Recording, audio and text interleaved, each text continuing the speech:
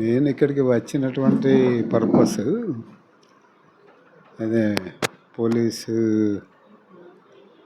Surrender చూపించిన తదుపరి మా ఊరికి వచ్చి మా ఊరి ప్రజలను, మిత్రులను, పాత దోస్తులను కలిసి మాట్లాడి పోవాలనేటువంటి ఉద్దేశంగానే ఇక్కడికి రావడం జరిగింది.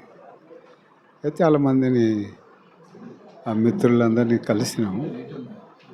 వాళ్ళ ముఖ్యంగా వాళ్ళ సుఖ దుఃఖాలు, అరెస్టుకు సంబంధించిన విషయాలు, సరెండర్ ఏంటిది అనేటువంటిది విషయాలను స్పష్టంగానే వాళ్ళతో మాట్లాడడం జరిగింది.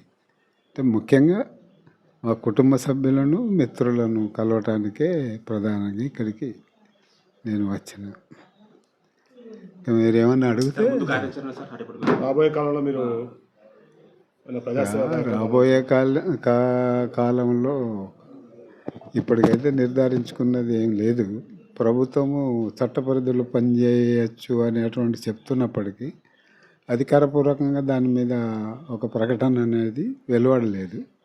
ఆ ప్రకటన వెలువడ్డ తర్వాత ఆలోచిస్తాం అనేది మేము ఆలోచించుకున్నాము.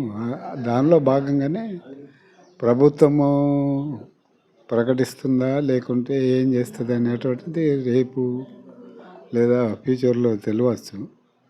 ముఖ్యంగా ఏమో శేష జీవితాన్ని ప్రజల కోసం అంకితం చేయాలనేది నా ఉద్దేశం. అందులో భాగంగానే ఆలోచిస్తున్నాం.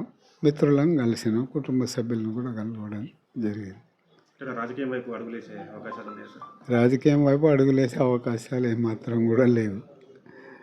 దాని గురించి ఆలోచించాల్సిన అవసరం లేదు.